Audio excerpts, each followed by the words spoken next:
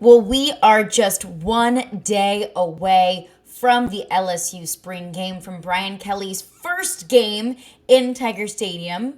A scrimmage is a game, at least. What am I going to be looking for in LSU Spring Game, and what can we expect on Saturday in Tiger Stadium? All of that and more in today's edition of Locked On LSU.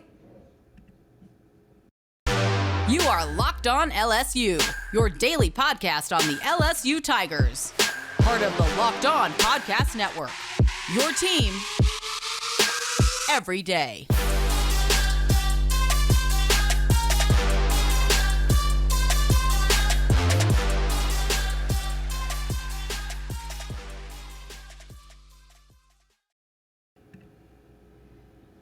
Well, thank you for making Locked On LSU your first listen every single day. We are free and available wherever you get your podcasts. You can listen to the podcast or you can watch the podcast as well. You can watch it on YouTube. So make sure to subscribe to our YouTube page at Locked On LSU so you'll get notified as soon as the podcasts drop and you won't miss a single second of your Locked On LSU content.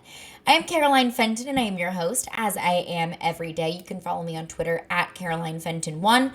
And you can also follow along to the podcast Twitter at Locked On LSU. I'm a sports talk radio host in Nashville, so I post all sorts of takes, whether that's on the Tennessee Titans, the Nashville Predators, all of my LSU takes and just sports takes in general. So make sure to check me out on Twitter. So we are just, if you're listening on Friday, we're just one day away from the LSU Spring Game. This will be our first glimpse of what this team is, at least in a game setting. This will be Brian Kelly's first experience, albeit not a packed house, albeit not a regular season game experience, but at least Brian Kelly will get a peek behind the curtain of what exactly this LSU fan base is like, what game day will be like in Tiger Stadium. It's just a taste of it. He's just dipping his toes into the pool of what is to come on game one. But it's his first experience in Tiger Stadium, and it's us as LSU fans, our first opportunity to see what this team is looking like so far in spring ball, what this team will look like come game one against Florida State, and what Brian Kelly is expecting for this game. He spoke with the media earlier on Friday, and this was Thursday night after practice, and this is what Brian Kelly had to say about his expectations and what he's looking forward to for the LSU Spring Game. All, we're still in that process of learning how to go from, and I've mentioned this a couple of times to you guys, to go from practice to competition. And there's a rise in your emotional level and your focus and your attention to detail and all of those things that turn in from, what you do in practice, you can't be thinking about it in a game. I want guys to play fast and physical, and that should look different. So I don't want another practice, or we would have just stayed on the field and we'd call it a practice. So this is really about watching guys play at a higher level.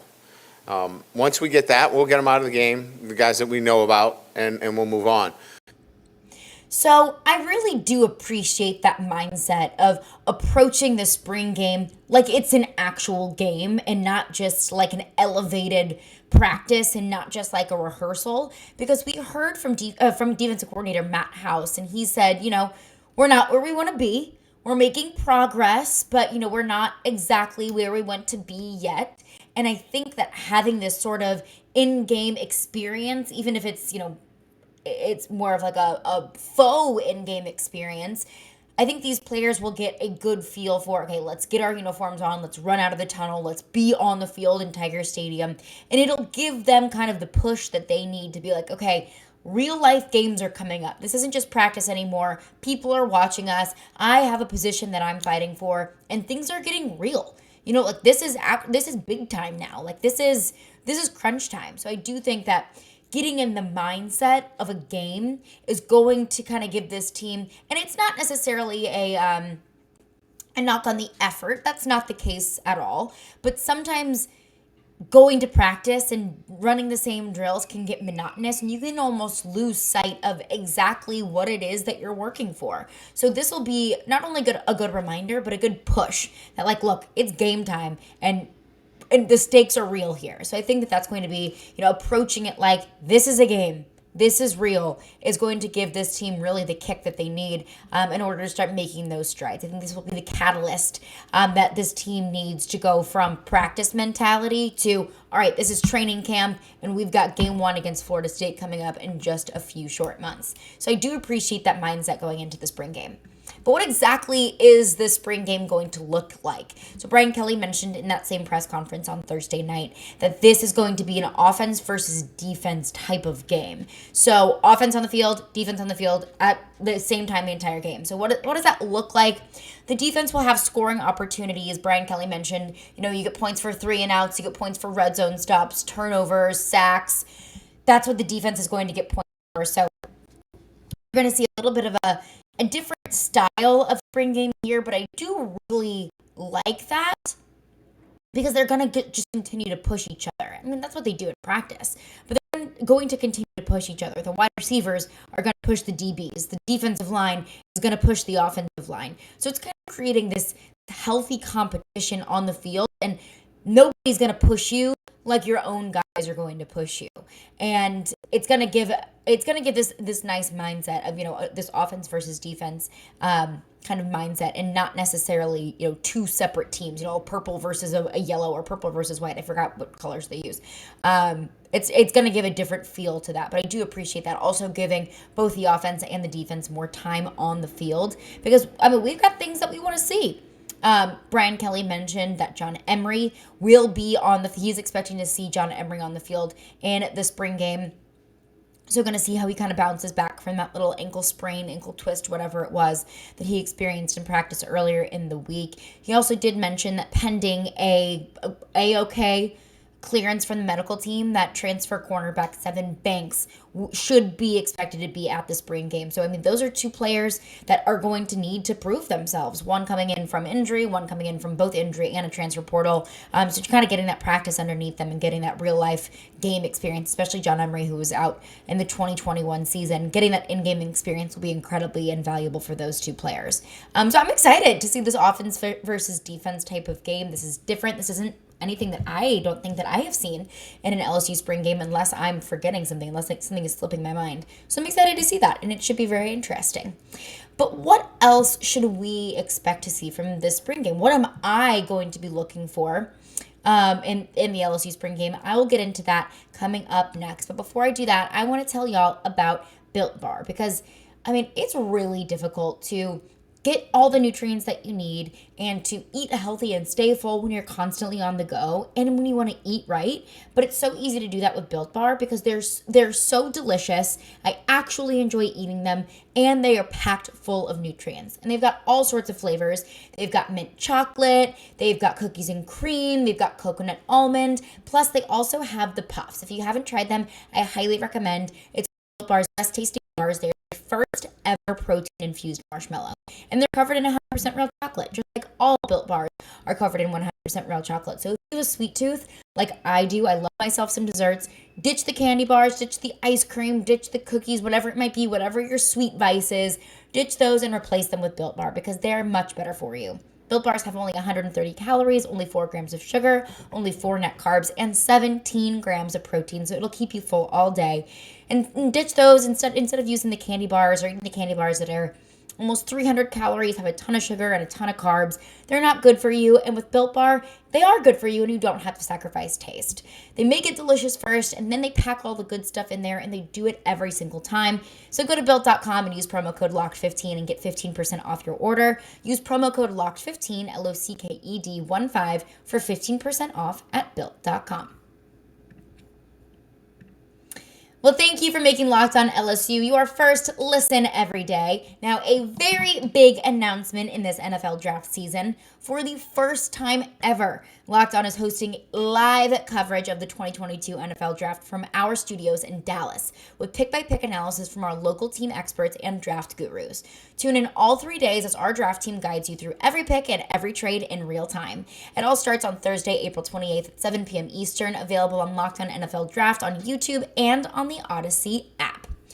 But like I mentioned, the LSU Spring Game kicking off tomorrow. I'm so excited, and I'm a little bit bummed because I was planning on heading to Baton Rouge for the game, but that fell through. I'm not able to go anymore. So if you're there, if you're in the stands, cheer a little bit extra loud for me. Send me some pictures on Twitter. I'm bummed I won't be able to be there, but I'm excited to watch on TV nonetheless.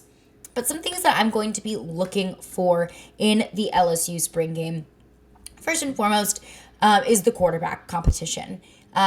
This is something that's been the biggest storyline in the offseason, is this packed quarterback room. And, I mentioned on the podcast yesterday that Garrett Nussmeier, not just from Brian Kelly, received, glowing accolades, but also from a couple people on LSU staff in Brody Miller's article put out by The Athletic. Several members of LSU staff had said that he looks like the most consistent. Garrett Nussmeier also looks like the most accurate passer. So also looking at Garrett Nussmeier this weekend. Would love to see the way that Walker Howard has been developing throughout the spring game. But this quarterback room is incredibly competitive, and I'm excited to see these four, back to back to back to back, side by side by side by side, and to see how they are effective in LSU Spring Game. But this is Brian Kelly on the quarterback competition. We've been really good. I looked at the numbers today, and we're within, from top to bottom, I think it was 8 snaps differential between the four, in terms of 11 on 11 snaps. So we'll try to do the same thing. Joe's been remarkably efficient in making sure that happened, and we'll continue to do that in the game.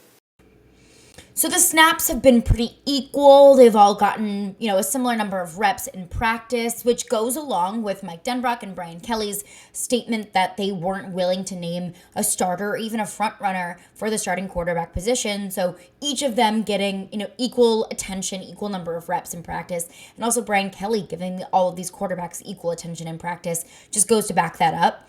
When Walker Howard spoke with the media earlier this week, he was saying that after every single throw, Brian Kelly comes in there and he critiques him. He gives him some constructive criticism there. So it just kind of goes along with that. They all have those equal snaps. But Saturday is going to be the difference, because they've all gotten the same attention and snaps in practice.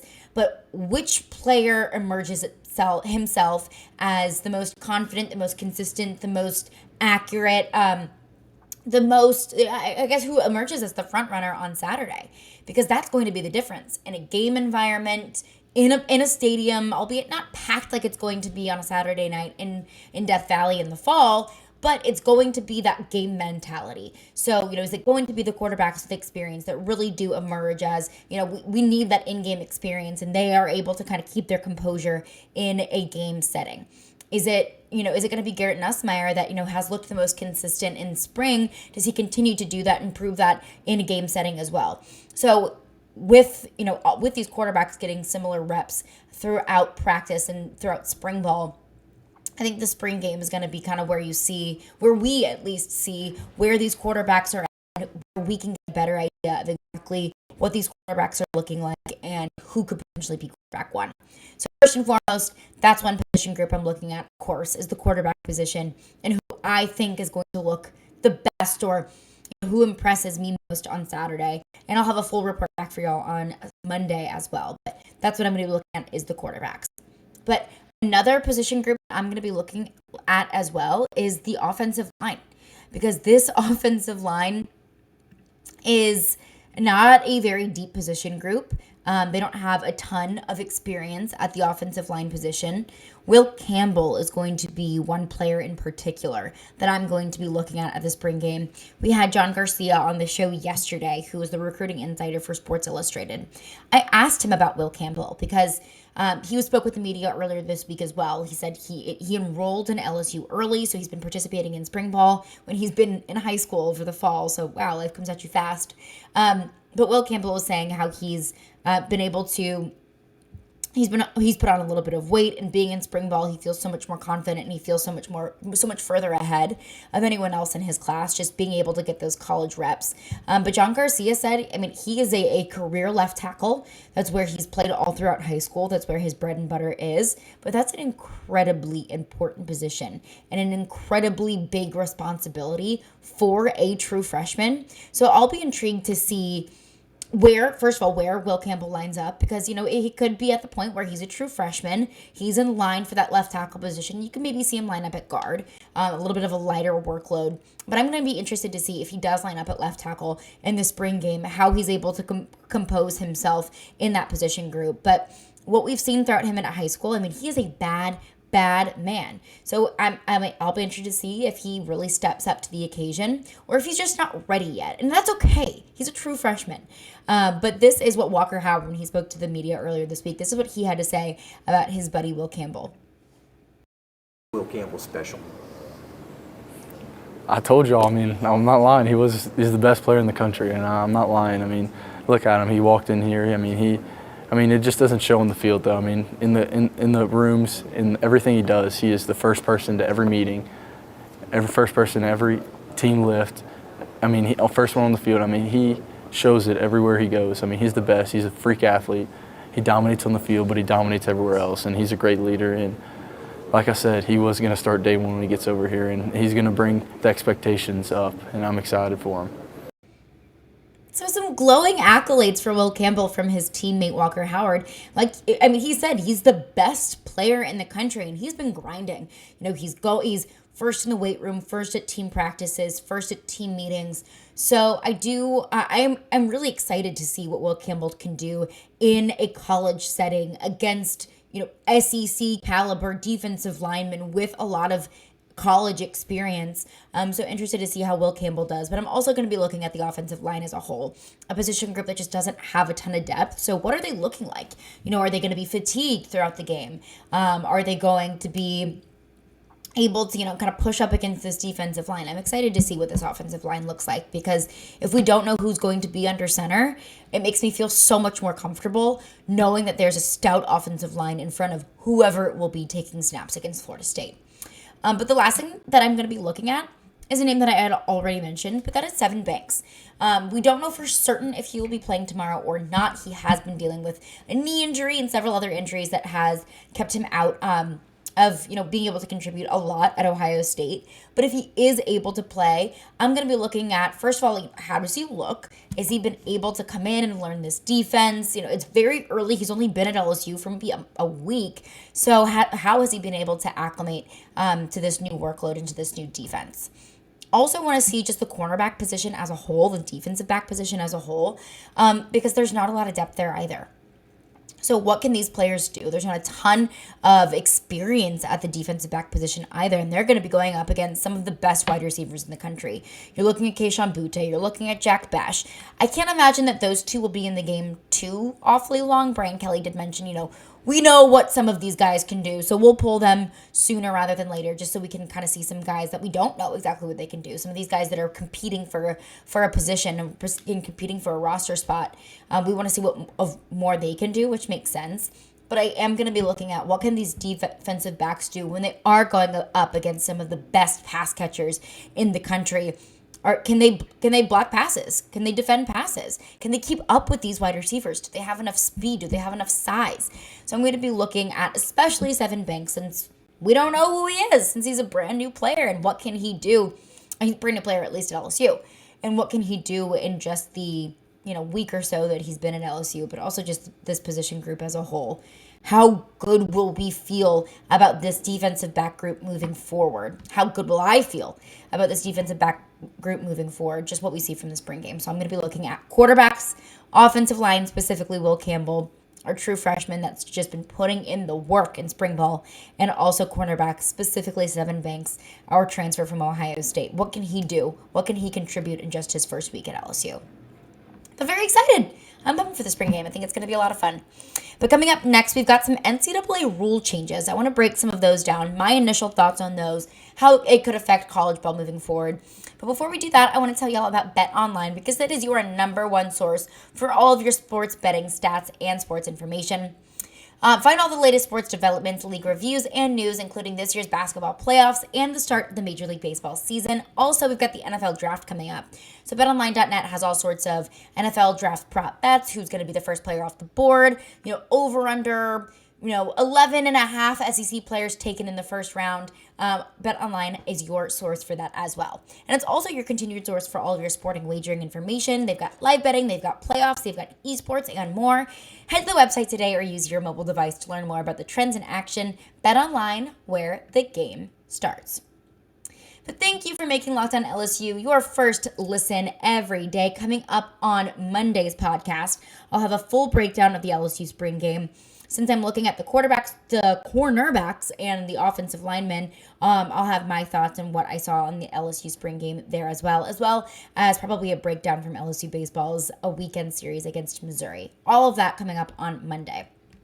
But the NCAA released several rule changes that will be enacted for the 2022 season. One, first and foremost, that really stood out to me was the appeals process for the targeting rule.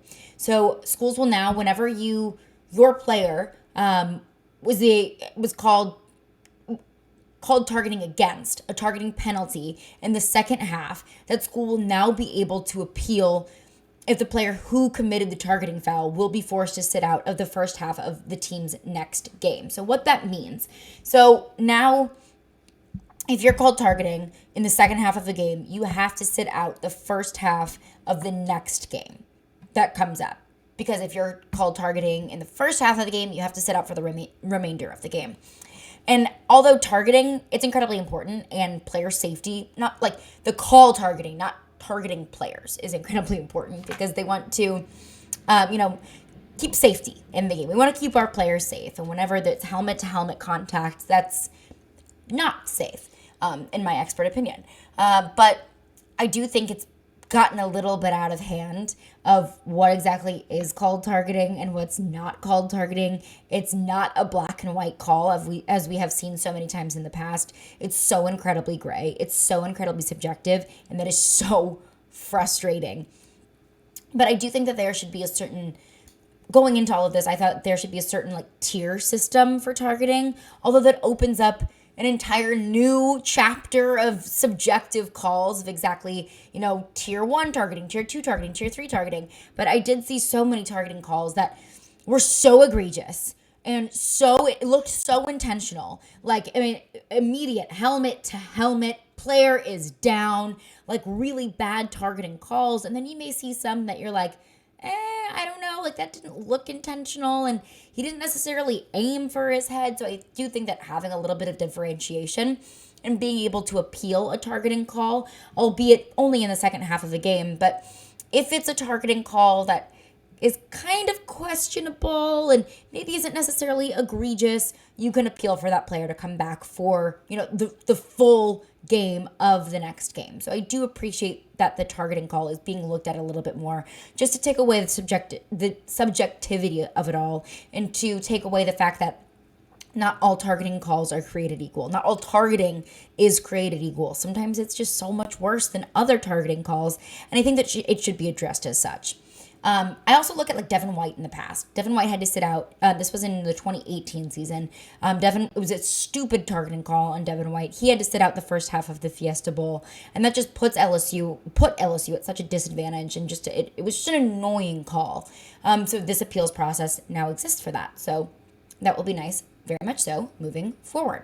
The next rule that will be put in place for the 2022 season is the NCAA addressing players faking injuries in order to slow the pace of the game. So this, I think, is just so incredibly weak. I hate it when I see that. Ole Miss is the worst offender of faking injuries, and you can totally tell. I'm not going to say, if a player goes down with injury, I'm not going to say, get up, you're faking it, because injuries, unfortunately, are an incredibly real part of this game. But when you've got an offensive lineman, line up, it would be a defensive lineman, the offense controls the tempo of the game. It'd be a defensive lineman who's lined up, ready to go, and he just out of nowhere falls. It's so frustrating because that slows the game down so terribly. I was actually at the University of Tennessee Ole Miss game in Knoxville this past year. And that game lasted like 4.5 hours because it seemed like every other play, an Ole Miss player went down with a fake injury. And it was so frustrating because Tennessee's offense this past year was really quick, so up-tempo, and that was how they won games. And that was Ole Miss's way of trying to control the pace of the game, was to fake injuries. I think that's so weak. I think it's so annoying, and I'm glad that the NCAA will be addressing that because it just speeds up the pace of the game if you aren't dropping like flies every other play. So I'm glad that that will be in place as well. Another thing that I don't really like this because when it happened, it was really freaking cool. But the Kenny Pickett fake slide, I thought that was so awesome. And I thought that was very much so his Heisman moment. You know, he was planning on sliding and then saw the way that the defense was reacting, popped right back up for a gain of a first down. So that will no longer be allowed. So if a quarterback or any player with control of the ball does, fake a slide, that ball will be called down wherever the holder of the ball stopped momentum. So kind of bummed. Kenny Pickett setting an example for all of us because I thought that was really freaking cool. But I understand it. It's whatever. I don't like it because I thought it was cool, but whatever. What are you gonna do? But targeting appeals, no, a way to call out fake injuries and no fake sliding will be your new rules for the 2022 season. So that is going to do it for me today. I hope everyone enjoys the spring game tomorrow. I know I will. Bummed I won't be able to be in Baton Rouge for it, but cheer extra loud for me if you are going to be in Tiger Stadium. But thank you for making Locked On LSU your first listen every day. Make your second listen today, Locked On NFL Draft. Ryan Tracy and former NFL cornerback Eric Crocker bring the NFL Draft to life every day. They've got insight, they've got analysis on all college football prospects and NFL front offices. It is free and available wherever you get your podcasts.